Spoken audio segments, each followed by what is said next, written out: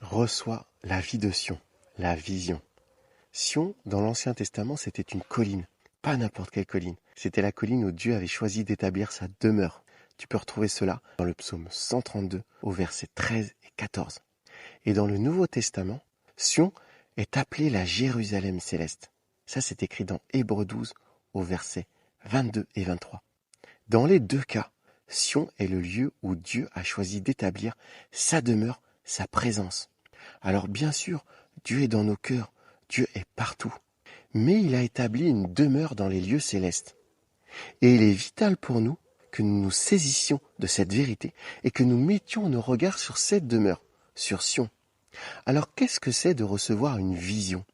Eh bien c'est de voir la vie selon Dieu, de voir l'avenir, de voir une perspective à la lumière du lieu où Dieu demeure, à la lumière du lieu où Dieu est présent. La vie de Sion.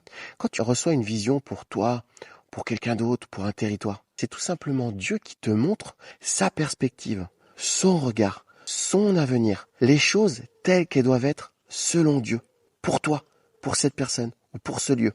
Alors quand on reçoit une vision, on peut chérir cette vision, on peut intercéder, on peut proclamer, revendiquer cette vision en disant Seigneur, que la vie de Sion soit concrète et active dans ma vie, dans la vie de cette personne, sur ce territoire. Je prie d'ores et déjà que tu reçoives une multitude de visions et que tu poses ton regard sur Sion. J'ai hâte de lire tes commentaires et d'y répondre. Et si ce n'est pas déjà fait, abonne-toi sur la chaîne Focus, que nous puissions cheminer ensemble par sa grâce. À très très vite.